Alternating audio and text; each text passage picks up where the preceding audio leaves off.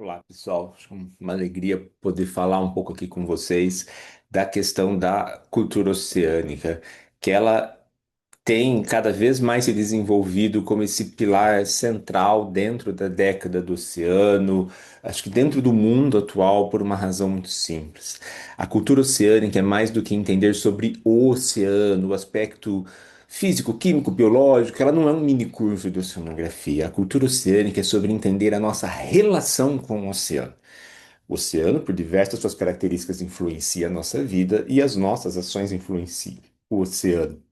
Então ela traz uma reflexão que vai ficando mais claro, cada vez mais pessoal, né? Onde a gente, claro que precisa do conhecimento sobre o sistema oceânico, mas a gente começa a pensar sobre as pessoas e o papel das pessoas neste processo. Então eu vou dar um exemplo muito claro, né, de uma discussão das mais comuns sobre impacto no oceano, que é pensar em poluição. E ouvindo isso de grandes lideranças da poluição mundial recentemente, que diziam: olha, né, a própria professora Vanessa Ratti, da Federal da Bahia, fantástica profissional, liderança do mundo, e a gente conversando, ela falou assim: olha, por muito tempo, nós pesquisadores de poluição sempre falamos que a fonte da poluição é uma cidade, é uma indústria, foi hoje a gente vai percebendo que a fonte da poluição é o ser humano, porque atrás de uma cidade tem governantes, atrás de uma empresa tem pessoas gerindo. Então sempre há uma pessoa tomando uma decisão e por isso a cultura oceânica ela assume esse papel cada vez mais central das pessoas pararem de olhar o processo de fora e se entenderem como eixo central de todos os processos que ocorrem voltado ao oceano. Bom, aí é num cenário desse que, por exemplo, no Brasil nós criamos várias plataformas com o governo federal, o Ministério de Ciência, Tecnologia e Inovação, a Unesco e a Universidade Federal de São Paulo, né? Então, numa parceria multi-institucional, pensando numa política de Estado, então não de governos, portanto, governos podem variar, flutuar, mas ao estar secretariado pela Unifesp, por uma universidade, isso se mantém. E nós temos a Aliança Brasileira pela Cultura Oceânica, por exemplo, que ela busca entender toda essa discussão global e conversar com governos dos estados, dos municípios, com empresas, com organizações de sociedade civil, para que entendam o seu papel desse processo. É normal que estas instituições e as pessoas que ali estão lidando com muitas coisas todo dia perguntem o que eu tenho a ver com isso, o que eu tenho a ver com o oceano. Então, a Aliança Brasileira ela é um convite voluntário para vamos junto descobrir esse caminho, cada um descobrir o seu papel. E acho que essa vem sendo a nossa contribuição. E a gente ajuda a que cada um encontre dentro da tua realidade como promover mais a cultura oceânica, de forma que também não seja um algo mais demandante, muita coisa nova. É muitas vezes um olhar que esses grupos dão para aquilo que eles já fazem, e aí eles vão entender que eles podem ter esse olhar, esse processo azul. Então a aliança ela vem ajudando dessa forma, né? Existem desafios, porque municípios, estados, empresas, organizações, todo mundo já tem muito a fazer. E como então? Porque tem mais uma coisa a fazer. E o oceano está lá longe. Então, acho que o nosso maior desafio é esse encontro, esse engajamento, de que faça com que todo mundo entenda que não, a gente precisa de um olhar diferente para resolver o problema da mudança do clima. E talvez ao olhar para 70% do planeta, nós vamos agilizar o processo de resolução dos problemas climáticos. E para isso a gente precisa ter essa cultura de entender a nossa relação, o nosso papel nisso. Claro que um outro desafio, que esse é um tema muito novo, ainda muito desafiador, que tem tantas outras coisas ocorrendo que demandam atenção, então também é muito difícil conseguir financiamento para isso, né? Apesar de a gente falar, puxa, é uma plataforma de governo, de Unesco, o financiamento ele é acadêmico de linha de pesquisa, a gente ainda não tem um aporte financeiro que permita um desenvolvimento forte, e é um passo a passo que a gente vai crescendo sempre. E como que você cresce com isso? Aqui vem um desafio, desafio não, uma oportunidade central, que é a gente entender que não é dar a informação para esses grupos, é coproduzir com eles. O papel da coprodução, desde as comunidades tradicionais, das escolas, dos governos, das empresas, com qualquer setor da sociedade, ela é essencial, porque você dialoga, você ouve, a gente entende onde estão os desafios e prioridades daquele grupo e ajuda com que eles entendam onde a cultura oceânica se encontra ali, né? Então, para qualquer setor da sociedade, pensar em coproduzir com eles é um processo essencial, muitas vezes um pouco mais lento de início, porque a coprodução, ela exige diálogo. Eu falo, eu ouço. Usualmente a academia está acostumada a dizer e ouvir muito pouco da sociedade. A academia sempre diz, faça isso. O conhecimento diz isso. Mas a gente pode ouvir. Claro, entre falar, ouvir e chegar num consenso, tem um tempo. Esse tempo é necessário, ele é essencial para que a gente envolva, engaje e passe a fazer junto. E a começar de um ponto, quando a gente fala quero coproduzir com a sociedade. Gente, sociedade é um universo de pessoas que atuam em diferentes áreas, pessoas com diferentes culturas, idades, gênero, características sociais, políticas. Então a gente precisa sempre também entender um mapeamento dessa audiência e fazer entregas e coproduções específicas com cada uma dessas audiências. Um exemplo muito claro disso é a gente pensar na juventude. Então, jovens, estudantes em todos os níveis de ensino, do básico ao superior, eles podem participar ativamente porque a voz é uma voz importante, é de uma realidade, inclusive da realidade de quem vai enfrentar mais fortemente os desafios climáticos. Claro que é necessário que essa voz ela venha junto de uma maturidade emocional de também não se impor, de empreender a trocar no diálogo, a ouvir o outro, a ouvir os mais velhos, a ouvir os demais, que muitas vezes que a gente discorde, mas ajudá-los a chegar no caminho. A juventude é quem tem o melhor conhecimento da situação. Ela precisa ter esta maturidade emocional de dialogar com quem não entende o que eles entendem, de quem não conhece, e ir fazendo esse convite para que as pessoas cheguem próximo. De novo, isso demanda tempo, é coproduzir com outras gerações. E isso não importa se está perto ou longe do mar. Porque o oceano regula o planeta como um todo, ele regula o continente como um todo. Eu sempre dou um exemplo, são muitos, mas o agronegócio, distante do mar, na região centro-oeste do Brasil, por exemplo, no interior dos estados como Paraná, Santa Catarina, Rio Grande do Sul, né, mesmo estados costeiros e tantos outros, São Paulo, ela é regulado por ciclo de chuva. E o ciclo de chuva é regulado pelo clima, ó, que é regulado pelo 70% do planeta. Quando o oceano não está bem, como agora o oceano está febril, uma temperatura muito elevada, isso aumenta as ondas de calor, isso baixa a produtividade do agronegócio. Olha o exemplo do café, e todo mundo foi pagar mais do café no supermercado. Então, esse ciclo, entender e desmistificar esse ciclo, entender que a origem do problema está lá no oceano, é um exemplo de ajudar a desenvolver uma cultura oceânica, e não é só para quem está perto do mar, é para quem também está, né, distante do mar. Se a gente olha esse cenário de promover a cultura oceânica perto ou longe do mar, é onde o Brasil tem dado um exemplo global. Como mencionei, existem várias plataformas nacionais. A Aliança Brasileira pela Cultura Oceânica, ela trata com governos, empresas, então, instituições de gestão, de governança, de tomada de decisão, mas tem um setor muito específico que é o setor da educação, por exemplo.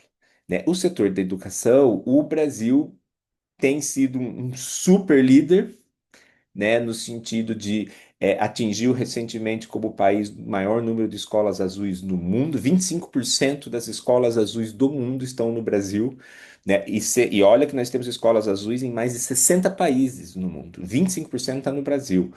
O Brasil foi o primeiro país a responder uma meta da Unesco, que era assumir o comprometimento de construir o currículo azul. Processos educacionais são longos, ninguém faz assim, pá, e tem um currículo. Mas você tem que ter um compromisso público, política pública de fazer. E o Brasil assumiu isso, né? agora com o Ministério da Educação, o Ministério de Ciência, Tecnologia e Inovação juntos. Foi o primeiro país a responder à meta da Unesco. Tivemos a felicidade de ter o presidente Lula falando sobre isso na Conferência do Oceano, trazendo esses dados, reafirmando esse compromisso. Então, essa liderança do Brasil mundialmente na educação, mas que não é só na educação. Os dados, os relatórios oficiais da Unesco dos últimos anos mostram que o Brasil é o número de país com o maior número de projetos em cultura oceânica, e aí projetos da sociedade civil, da academia, que vão para a educação, que vão para outras áreas, né? A cultura oceânica não é só educação, ela é muito ampla. O Brasil é o país líder da produção de conhecimento em cultura oceânica dentre os países do sul global. Ele é o 11º no mundo, mas os outros 10 são do norte global. O Brasil é o primeiro do sul global. Então, o Brasil, ele tem uma liderança e que ela vem viva do jeitinho brasileiro, da nossa diversidade cultural, a nossa realidade, a nossa alegria, e que vai, então, inspirando todo o mundo a fazer isso. Se a gente pega dentro da realidade educacional, esse movimento ele vem pela Escola Azul, ele vem pela Olimpíada do Oceano, que aliás deixo aqui o convite, está aberto, já estão abertas as inscrições. A Olimpíada do Oceano, ela tá indo para sua quinta edição, né? Das quatro anteriores, as três últimas tiveram participantes de todas as unidades da Federação do Brasil, o Brasil inteiro participando. E a gente precisa cada vez mais. Ela tem prova de conhecimento, os projetos podem ser realizados, produções artísticas, culturais, muitos dos trabalhos universitários que são feitos nas disciplinas podem se inscrever. E ela não é para ser competitiva, ela é pelo contrário, ela é esse engajamento que chama todo mundo e fala: bora lá, vamos junto construir. E virou internacional, porque é um exemplo. Então, veja. Escola Azul, Olimpíada do Oceano, e aí a gente teve um marco, né, que a gente tem que chegar nas políticas públicas, não é só engajar, as coisas vão se consolidando. 2021, Santos foi o primeiro município a ter a lei municipal da cultura oceânica. Em menos de 4 anos, a gente passou a ter 24 municípios no Brasil, quatro estados, pela ação da Aliança Brasileira pela Cultura Oceânica, junto com a Marinha do Brasil. Então, é um processo que vai crescendo e que chegou num comprometimento nacional. Então, percebem que esse impacto, ele é o impacto de uma construção coletiva, conjunto, dia a dia, entendendo o tempo. Lembra que eu falei do tempo já? Entendendo o tempo. Agora, o que a gente espera de próximos passos, né, de próximos anos? Em 2026, a gente chega no meio da década do oceano, né? Ao finalizar 2025, né, lembrar que a década começou em 2021, então, ao finalizar oficialmente, então, foi 21, 22, 23, 24, 25. Em dezembro, a gente chega no meio dela, a partir de janeiro, a gente começa a segunda metade. E eu acho que a grande expectativa dos próximos anos é que foi um sucesso, do meu ponto de vista, os primeiros anos, porque a gente mobilizou, a gente engajou, e muitos avanços já começam a ser vistos. Mas é igual construir uma construção de uma casa, de um prédio, de qualquer coisa. Demora para fazer o alicerce, para subir as primeiras partes das paredes, e depois vai mais rápido. Mas se o alicerce não for bom, depois vai ter uma trinca. O pior, pode ter um desastre. E eu acho que a gente teve esses primeiros anos em meio à pandemia, em meio a tudo que aconteceu, mas permitindo um alicerce forte. Esse alicerce que é aqui, ó, estamos conversando, porque vocês querem saber, querem falar sobre. E isso é mundialmente. E vai continuar crescendo. Então, eu acho que o alicerce está forte. Os próximos anos, eu acho que a gente vai ter um potencial de fazer ainda melhor. Se a gente olha globalmente, nacionalmente, as plataformas que eu já mencionei, a Aliança pela Cultura Oceânica, a Escola Azul, a Olimpíada do Oceano, elas são plataformas que vão ajudar. Eu acho que a gente começa também a ver primeiros resultados. O programa Escola Azul completou seu quarto ano, é muito pouco, mas já não tanto. Nós começamos a ter relatos de estudantes que estão nesses 4 anos trabalhando, do como isso tem transformado a vida deles. Convido a todo mundo a assistir no YouTube do Maré de Ciência. Tem uma playlist do Fórum do Currículo Azul que ocorreu em Brasília, quando a gente recebeu o reconhecimento da Unesco pelo pioneirismo em assumir o compromisso, né, onde tem a ministra, o representante, o secretário executivo do MEC, todos juntos assinando o documento. Naquele evento, tem uma mesa com relatos dos professores, uma, e outra dos estudantes de escolas azuis de diferentes partes do Brasil, de estudante que nunca viu o mar. e diz o como participar de uma escola azul transformou a vida dela. Ela é de Itacoatiara, interior do Amazonas, ao ponto de que ano passado, ao escolher a profissão dela e prestar o Enem, ela escolheu ciências ambientais. Então você começa a ver esse processo da educação que engaja, que transforma, que torna isso parte do dia a dia, assim como a Aliança Brasileira, a gente tem trabalhado muito fortemente com os jornalistas para que a gente tenha isso na mídia o tempo todo, chegando na sociedade, informações sobre o oceano, porque educação e comunicação precisam caminhar juntos. E se elas vão caminhar juntas, isso implica chegar nas pessoas em todas as realidades, então de múltiplas formas. Eu gostaria de convidar todo mundo.